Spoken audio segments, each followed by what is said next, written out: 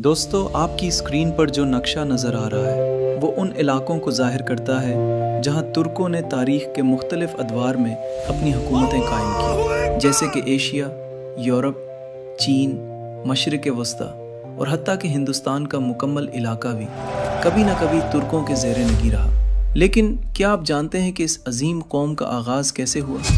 क्या वाकई तुर्कों का ताल्लुक़ हज़रत नूह और उनके बेटों से जाकर मिलता है?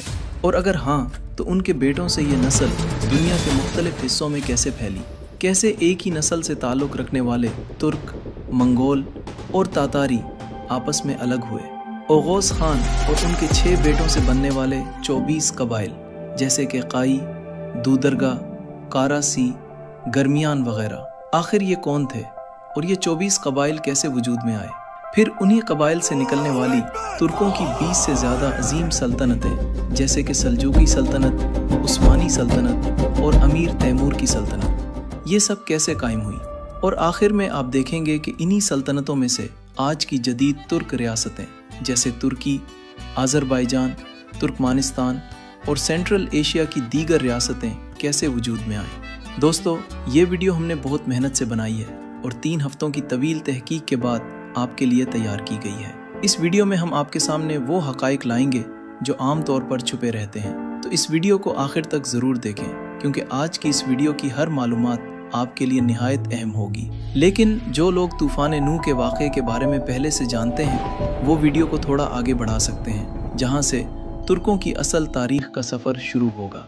तो दोस्तों, अगर हम ना सिर्फ तुर्कों बल्कि नौए इंसानी की असल तारीख़ को समझना चाहते हैं तो हमें इस कहानी का आगाज़ एक ऐसे वाक़े से करना होगा जिसने पूरी दुनिया को बदल कर रख दिया। जी हाँ दोस्तों, हम बात कर रहे हैं हज़रत नूह अलैहिस्सलाम के दौर की, जिन्हें आदम सानी कहा जाता है, क्योंकि तूफ़ान नूह के बाद ज़्यादातर आबादी का आगाज़ उन्हीं की नस्ल से हुआ था। कुरान मजीद, बाइबल और दीगर आसमानी किताबों में इस वाक़े का जिक्र मौजूद है, लेकिन आज के दौर में इस मामले पर मुख्तलिफ मज़ाहिब और फ़िरक़ों के दरमियान मुख्तलिफ आरा पाई जाती हैं। कुछ उलमा के नज़दीक ये एक आलमी सैलाब था, So if you flatten down the whole land, okay, all over the world, जबकि कई मुहक्किकीन, जदीद साइंस और ज़्यादातर उलमा इस बात पर इत्तेफाक करते हैं कि ये तूफ़ान ग्लोबल नहीं बल्कि रीजनल था और सिर्फ एक मखसूस इलाके तक महदूद था। It was a local flood.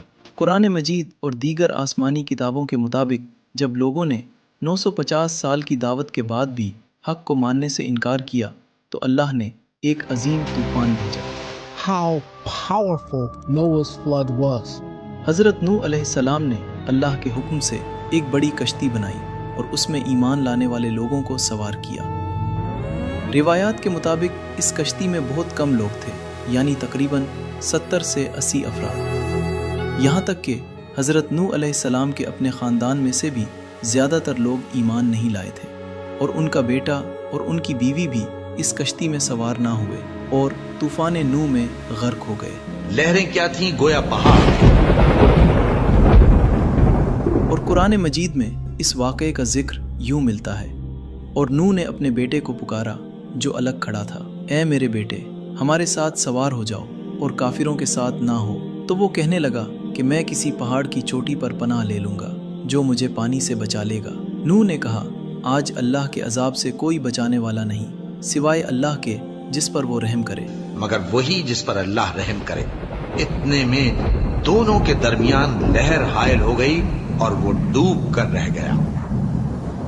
जब तूफान नूह खत्म हुआ तो कश्ती एक दूसरी पहाड़ी पर आ ठहरी जिसे जूदी पहाड़ी कहा जाता है।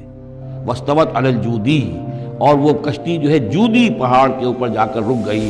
और यहीं से इंसानी ज़िंदगी का दोबारा आगाज़ हुआ और हज़रत नूह और उनके साथ मौजूद लोगों ने ज़मीन पर नई आबादियाँ बसाईं।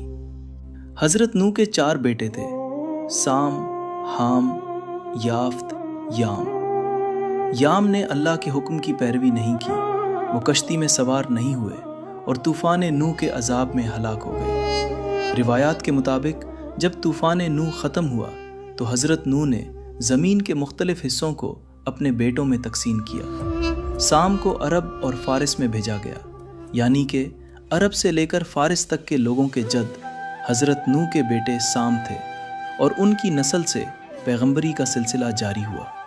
حام کو افریقہ اور ہندوستان کے علاقوں میں بھیجا گیا اور یافت کو شمال مشرق، وسطی ایشیا اور سائبیریا کے علاقوں میں بھیجا گیا۔ اور جیسا کہ آپ جانتے ہیں کہ آج کی اس ویڈیو کا مقصد صرف ترکوں کی تاریخ کو سمجھنا ہے، تو اس لیے ہم صرف یافت اور ان کی نسل پر توجہ مرکوز کریں گے۔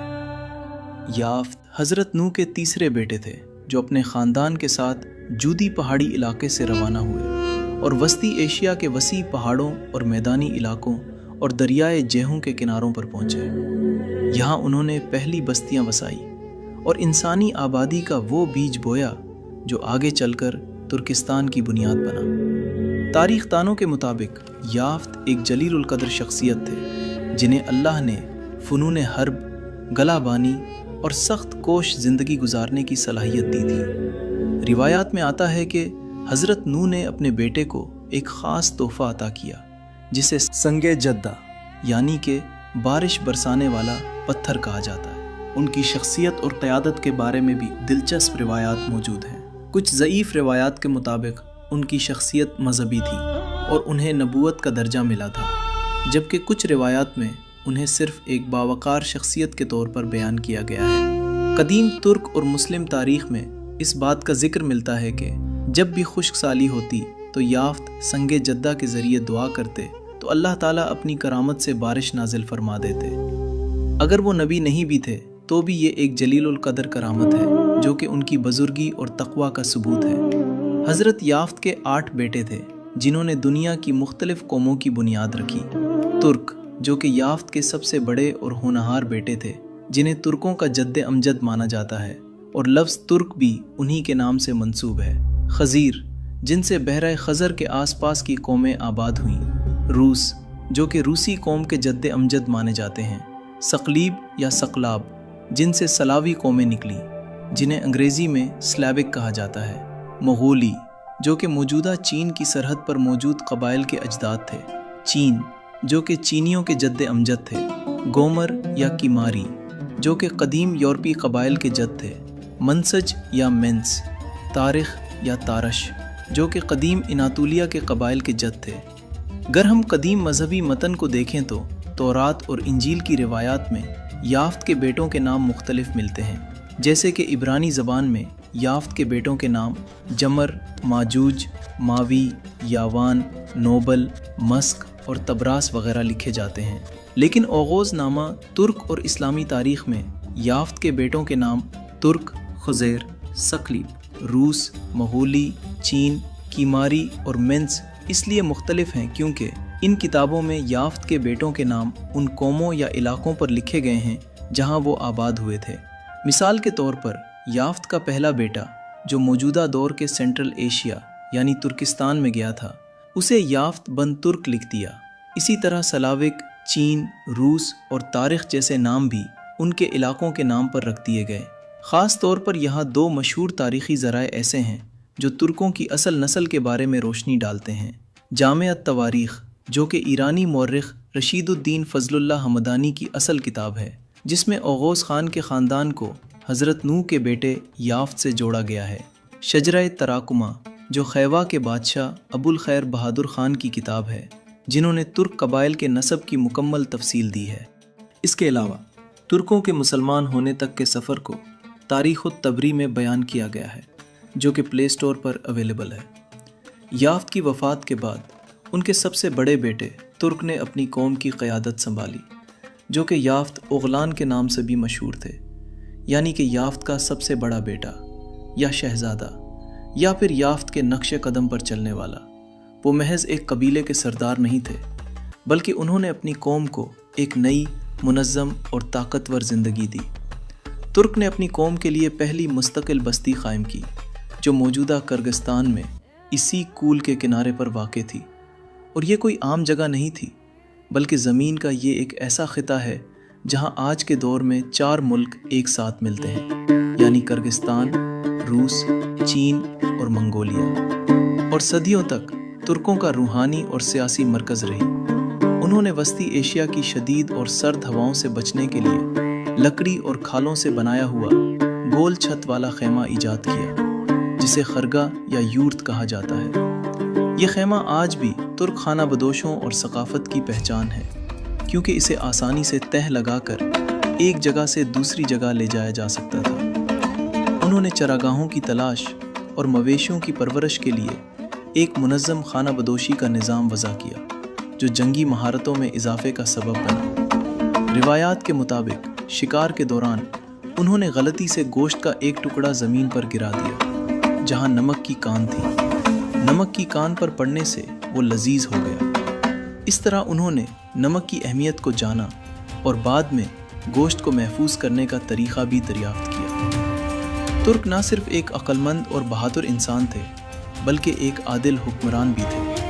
انہوں نے اپنے قبیلے کے لیے پہلے سماجی قوانین وضع کیے اور بعد میں اپنے بھائی خزیر، ثقلاب اور روس کے ساتھ مل کر مختلف علاقوں میں آباد کاریاں کی۔ تاریخ میں ترک یعنی کہ یافت اغلان کے صرف 4 بیٹوں کا ذکر ملتا ہے: توتک، چگل، برسخان، ایلاک۔ ابو ترک کی وفات کے بعد ان کے سب سے بڑے بیٹے توتک کی شخصیت تاریخی اور روایتی تذکروں میں بہت اہمیت رکھتی ہے، جیسے کہ شجرہ تراکمہ اور رشید الدین ہمدانی کی تصنیف جامع التواریخ میں توتک بن ترک ترک قوم کے دوسرے بڑے حکمران بنے۔ جب ترک بن یافت کی وفات کا وقت قریب آیا تو انہوں نے اپنی تمام اولاد اور قبائل کو جمع کیا اور سب سے بڑے اور لائق بیٹے توتک کو اپنا جانشین مقرر کیا۔ انہوں نے اپنے والد کی وفات کے بعد ان تمام علاقوں کی حفاظت کی جو ترک بن یافت نے آباد کیے تھے۔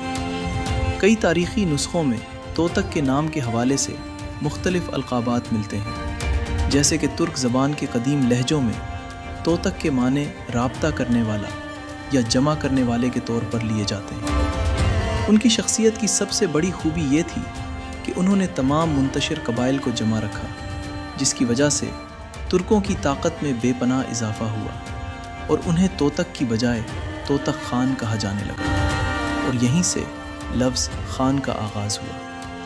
انہوں نے اپنے والد کے نقش قدم پر چلتے ہوئے ترکوں کی زندگی میں کئی اہم تبدیلیاں بھی کی۔ روایات کے مطابق توتک خان نے خیموں کے اندر آگ جلانے والے آتش دان وضع کیے تھے اور دھوئیں کو یورت یعنی کہ گول چھت والے خیموں سے باہر نکالنے کا طریقہ بتایا، جس سے شدید سردی کے موسم میں جانی نقصان میں کمی آئی۔ بعض قدیم روایات میں یہ اشارہ بھی ملتا ہے کہ توتک کے دور میں لوہے کو پگھلانے اور ان سے اوزار بنانے کے ابتدائی تجربات بھی کیے گئے اور مٹی اور لکڑی کے کچھ ایسے برتن بنائے جو آسانی سے ٹوٹتے نہیں تھے اور سفر کے دوران کام آتے تھے۔ توتک خان کے کئی بیٹے تھے جن کی تاریخ اور نام واضح نہیں ہے، اور ان کی وفات کے بعد ان کا سب سے چھوٹا بیٹا جس کا نام ایملجا خان تھا، ترکوں کا نسب انہی کی نسل سے آگے بڑھا، جن کی مرکزی قیام گاہ وسطی ایشیا کے سرحدی علاقوں میں بتائی جاتی ہے۔ ان کے دور میں ترک قبائل زیادہ تر گلا بانی یعنی کہ مویشی پالنے اور شکار پر گزارا کرتے تھے۔ وسطی ایشیا کے سرحدی علاقوں میں گھاس پھوس وافر مقدار میں اگتا تھا، جو کہ ان کی بھیڑوں اور گھوڑوں وغیرہ کے لیے ابتدائی خوراک کے کام آتا تھا، اور سردی اور گرمی کے موسم کے لحاظ سے وہ اپنی قیام گاہیں بدلتے رہتے تھے۔ اسی طرح اگر ہم آگے بڑھیں تو ایملجا خان کے 2 بیٹے تھے، باکوئی اور کیمال، اور ایملجا خان کی وفات کے بعد باکوئی خان ترکوں کے سردار بنے۔ ان کے دور میں خانہ بدوشی کی زندگی عروج پر تھی، جہاں قبائل نومیڈک لائف جیتے تھے، یعنی کہ اپنے جانوروں کی چراگاہوں کی تلاش میں حرکت کرتے تھے۔ ان کا اصل ٹھکانہ تلاس اور سیر دریا کے میدانی علاقے بتائے جاتے ہیں، جہاں سردیوں اور گرمیوں کے موسم کے حساب سے وہ اپنا ٹھکانہ تبدیل کرتے تھے۔ باکوئی خان کی وفات کے بعد چند نسلوں کا شجرہ ترک تاریخ میں واضح نہیں ہے، جس کے کئی سالوں بعد گوک خان کا دور آیا۔ گوک خان کے دور میں ترکوں کی سب سے بڑی پہچان ان کی شکار کرنے کی صلاحیت اور جنگجو فطرت تھی۔ وہ گھوڑے کی پیٹھ پر بیٹھے بیٹھے مڑ کر تیر چلانے میں ماہر تھے، اور لفظ گوک ترک انہی کے نام سے منسوب ہے۔ ان کے دور میں ترک خواتین بہت با اختیار تھیں۔ وہ نہ صرف گھڑ سواری اور چمڑے کے خیمے بنانے میں ماہر تھیں، بلکہ ضرورت کے وقت وہ مردوں کے ساتھ مل کر شکار بھی کر لیا کرتی تھیں۔ گوک خان کے دور میں لوگ توحید کے راستے سے دور ہونے لگے۔ وہ غیبی آسمانی خدا کو تانگری کہنے لگے اور روحوں کی غیبی مدد پر یقین رکھنے لگے۔ تاریخ میں گوک خان کے بیٹوں کی تعداد واضح نہیں ہے، البتہ ان کے سب سے قابل بیٹے کا نام النجا خان تھا، جو گوک خان کی وفات کے بعد گوک ترک قبیلوں کا سردار بنا۔ النجا خان وہ شخصیت ہیں جن کے بارے میں کہا جاتا ہے کہ ان کے دور میں ترک اقوام بہت زیادہ پھیل گئی تھیں، بھیڑوں، گھوڑوں اور دوسرے جانوروں کی بہت زیادہ کثرت ہوئی تھی، اور ترک آبادی خزر کی چراگاہوں سے لے کر موجودہ منگولیا کے دور دراز علاقوں تک پھیل گئی، اور انہوں نے دور دراز کے علاقوں میں ہجرت شروع کر دی۔ یہ وہ وقت تھا جب ترکوں نے نئے قبائل اور ٹھکانے آباد کرنا شروع کر دیے۔ ان کی زندگی کا سب سے اہم موڑ اس وقت آیا جب ان کے ہاں 2 جڑواں بچوں کی پیدائش ہوئی۔ ایک کا نام تاتار خان رکھا گیا اور دوسرے کا نام مغل خان۔ ابو الغازی اپنی کتاب میں لکھتے ہیں کہ النجا خان نے اپنی وفات سے قبل یہ محسوس کر لیا تھا کہ ان کی اولاد اور ان کے زیر اثر قبائل کی تعداد اتنی بڑھ چکی ہے کہ ایک مرکز سے اس پر قابو پانا ممکن نہیں رہا، اس لیے انہوں نے ایک ایسا فیصلہ کیا جس نے آنے والی تاریخ کا رخ بدل دیا۔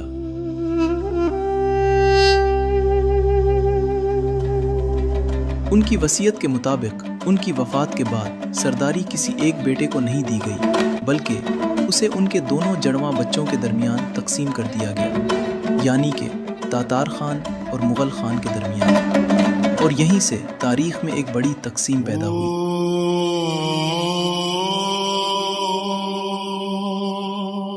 تاتار خان کی قیادت میں ایک الگ قوم ابھری جسے بعد میں تاتاری کہا گیا، جبکہ مغل خان کی نسل میں سے ایک دوسری طاقتور قوم ابھری جسے آج منگولوں کے نام سے جانا جاتا ہے، اور آج کے دور کا منگولیا کا علاقہ بھی انہی کے نام یعنی لفظ مغل سے منسوب ہے۔ Turks are from Central Asia. They are in the same cultural linguistic group as Mongolians. یوں ایک ہی خاندان اور شجرے سے 2 عظیم قومیں وجود میں آئیں۔ مغل خان کے دور میں وسطی ایشیا کا ایک بالکل مختلف منظر نظر آنے لگا۔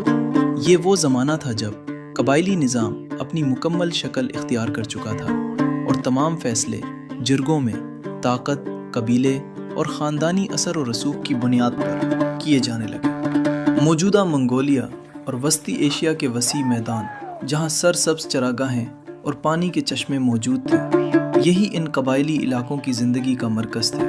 اسی وجہ سے دولت کا معیار بھی یہی تھا، جس کے پاس زیادہ جانور، زیادہ چراگاہیں اور زیادہ پانی کے وسائل ہوں، وہی سب سے زیادہ طاقتور سمجھا جاتا تھا، اور یہی وہ وجہ بنی جس نے دونوں جڑواں بھائیوں اور ان کی قوموں کے درمیان ہمیشہ کے لیے دشمنی پیدا کر دی، یعنی تاتاروں اور منگولوں کے درمیان بہترین چراگاہوں اور پانی کے چشموں پر قبضے کے لیے جنگیں ہونے لگیں، اور یہ لڑائیاں صرف جنگ تک محدود نہیں رہیں، بلکہ آہستہ آہستہ خاندانی دشمنیوں میں تبدیل ہو گئیں۔ اگر ایک قبیلے کا کوئی مرد مارا جاتا تو بدلے میں دوسرا قبیلہ حملہ کر دیتا، اور کبھی کبھی سینکڑوں جانیں اسی انتقام کی آگ میں چلی جاتی۔ تاتاریوں اور منگولوں کے درمیان یہ دشمنی نسل در نسل چلتی رہی اور پورے خطے کو عدم استحکام میں مبتلا کر دیا۔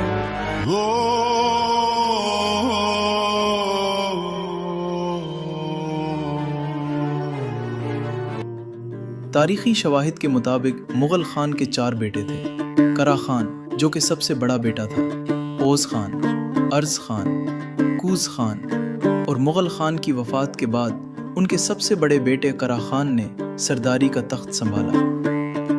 ان کے دور حکومت میں بھی خانہ بدوشی کا نظام جاری رہا، جہاں قبیلے کی طاقت ہی سب کچھ تھا۔ ترک قبائل مزید بکھرنے لگے اور کوئی منظم سرداری یا حکومت موجود نہیں تھی۔ کرا خان نے تمام قبائل کو متحد کر کے پہلی دفعہ ایک منظم حکومت بنانے کی کوشش کی۔ ان کا قبیلہ بت پرستی اور قدیم شرکیہ عقائد پر یقین رکھتا تھا۔ کرا خان اپنے نام کی طرح کافی سخت گیر انسان تھا۔ قدیم ترک ثقافتی زبان میں لفظ کرا کا مطلب سیاہ یا طاقتور لیا جاتا تھا، اس لیے ان کے دور کے بعد کئی سرداروں کے ناموں میں لفظ کرا لگایا جانے لگا۔ کرا خان کو ایک طاقتور اور سخت دل رکھنے والے سردار کے طور پر یاد کیا جاتا ہے۔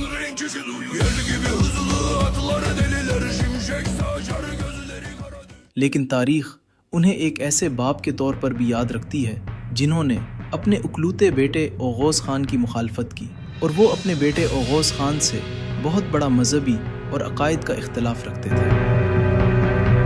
درہ کرکت اوغوز خان کی داستانوں کے مطابق اوغوز خان ٹنگری یعنی کہ آسمانوں کے ایک خدا کی عبادت کرتے تھے، اور جب کرا خان کو اپنے بیٹے کے اس نئے عقیدے کا علم ہوا تو باپ اور بیٹے کے درمیان کشیدگی پیدا ہو گئی۔ کرا خان نے اوغوز خان کی شادی اپنی بھتیجیوں یعنی کہ اپنے بھائیوں کی بیٹیوں سے کروائی۔ پہلی 2 بیویوں کو اوغوز خان نے اس لیے چھوڑ دیا کیونکہ انہوں نے اوغوز خان کے نئے عقیدے کو قبول کرنے سے انکار کر دیا، اور وہ قدیم شرکیہ عقائد کو چھوڑنا نہیں چاہتی تھی۔ اس کے بعد انہوں نے اپنے چچا اوز خان کی بیٹی سے شادی کی جس نے ان کا ساتھ دیا، اور یہ ایک محبت کی شادی تھی جو انہوں نے اپنے خاندان کے خلاف کی تھی، اور یہی وجہ تھی کہ ان کے خاندان کے درمیان ایک بہت بڑی دراڑ پڑ گئی۔ اگرچہ کرا خان کا اپنا صرف ایک ہی بیٹا تھا، لیکن اس کے بھائیوں یعنی کہ اوز خان اور کوز خان اور ارس خان کے کئی بیٹے تھے۔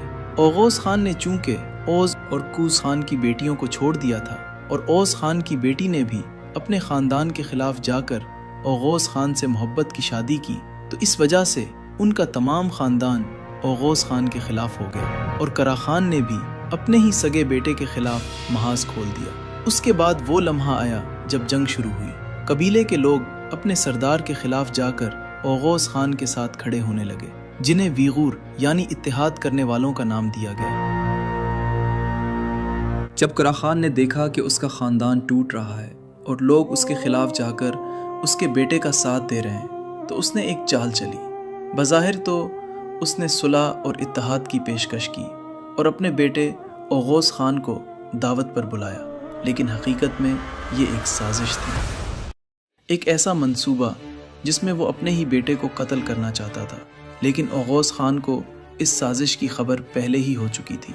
اس نے دعوت قبول کی، لیکن وہ پوری تیاری کے ساتھ قبیلے واپس آیا۔ جیسے ہی اوغوز خان پر حملہ ہوا، وہیں سے ایک طویل اور خونی جنگ کا آغاز ہو گیا۔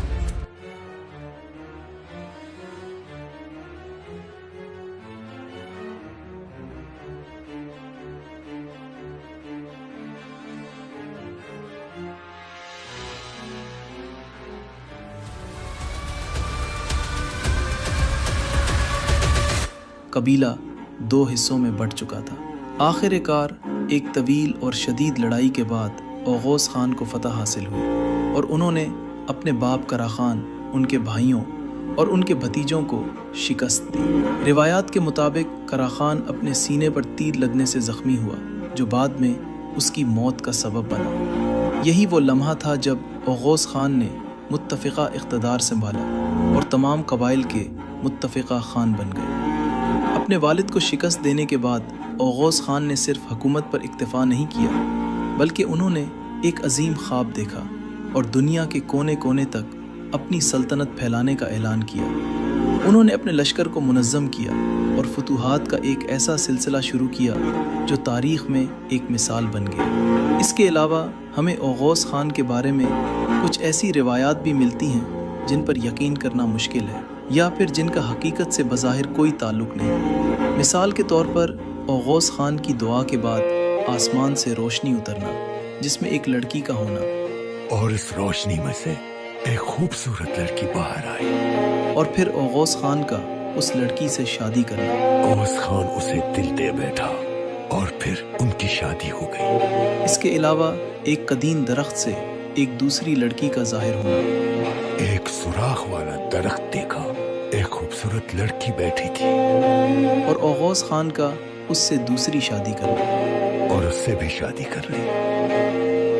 اوغوز نامہ کی ایک مشہور روایت میں یہاں تک لکھا گیا ہے کہ ایک جنگ کے بعد جب اوغوز خان کی فوج راستہ بھٹک گئی تھی تو ایک پر اسرار نیلی روشنی والا بھیڑیا ظاہر ہوا، نیلا بھیڑیا، جس نے اوغوز خان کی رہنمائی کی۔ اوغوز خان نے جس کا ذکر کیا تھا، جسے قدیم ترک زبان میں گوک بورو کہا جاتا تھا، اور جو بعد میں قدیم ترک تاریخ میں ایک مقدس علامت بن گیا۔ تاریخ دان ان واقعات کو حقیقی نہیں بلکہ ترکوں کے اس دور کے عقائد کا اظہار سمجھتے ہیں جو قدیم ترک عقیدے خصوصاً ٹنگریزم اور اس کے تصور حکومت کی عکاسی کرتے ہیں۔